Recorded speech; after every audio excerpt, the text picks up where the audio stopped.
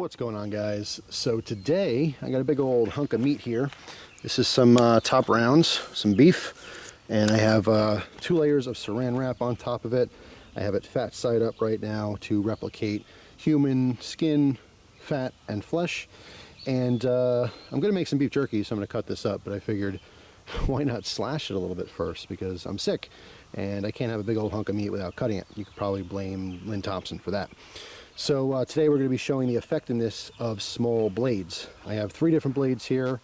The first one, which is the largest of the group, and I'm out of focus here because I have it down on the meat, but that is a Kancept Knives Wedge. All right, they also have a slip joint version of that, which is pretty cool. So that's the largest of the small knives. Then I have a Victorinox Classic here, all right, which is even smaller, teeny tiny little blade. And then last, I have a keychain Opinel. All right, this is a non-locking Opinel knife, which is about the same size blade as the Victorinox Classic. So I'm going to start probably with I'll start with the smallest one. We'll start with the Opinel, then we'll go ahead and take a slash with the Victorinox, and then with that wedge.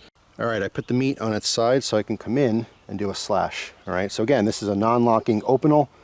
All right, you can see has no locking feature on here. But again, I'm just gonna come in and do a little slash. All right, do a little couple practice slashes. Here we go. Now that is a devastating cut.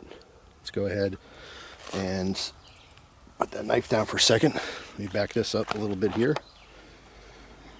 You can see that teeny tiny little blade put probably, I don't know, 4.5, 5 inch slash. That's at its deepest point here, maybe, I don't know, 3/4 of an inch, maybe even a full inch.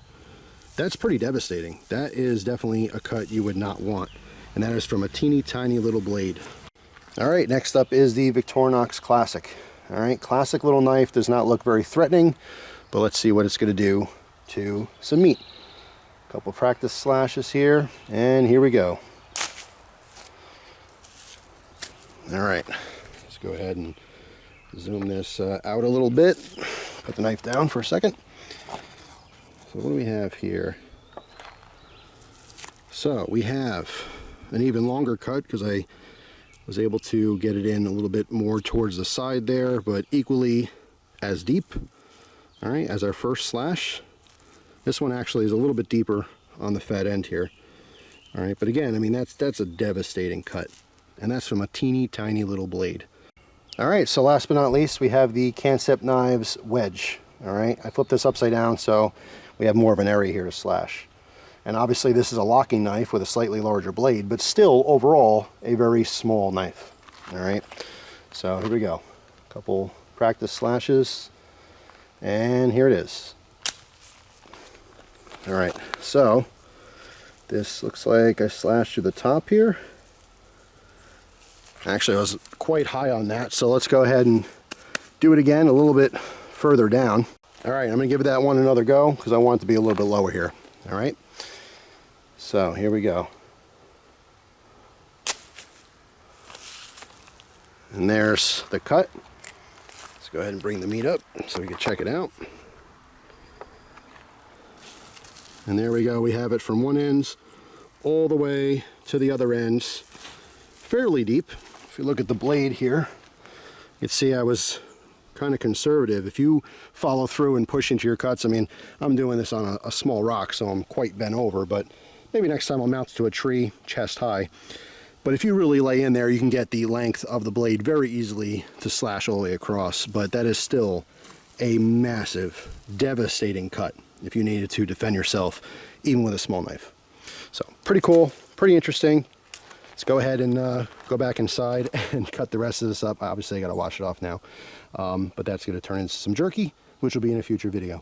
So actually, before I go, I wanna replicate stabbing, all right? Because it takes very little effort to stab a small blade into something like this, which again is replicating skin, fat, and of course flesh or muscle.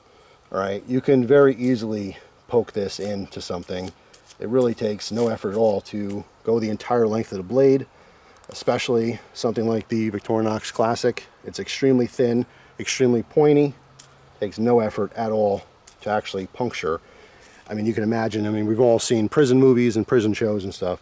Real quick, you know what I'm saying? I mean, it's devastating. It doesn't take much. Even with a slightly larger knife, it takes almost no pressure when it's nice and sharp and nice and pointy. All right, so just wanted to illustrate that as well.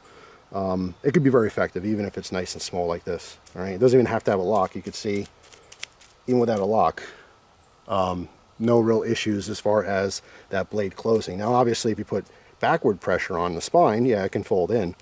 But generally speaking, when you're slicing and cutting, you're not putting any pressure on that spine. It's going towards the sharp edge, which is just being pushed back, and it has nowhere to go because it's open. But yeah, as far as stabbing, it's even easier. So that's all. Hopefully you guys have a fantastic day, and I'll see you tomorrow with a brand new video. Take care.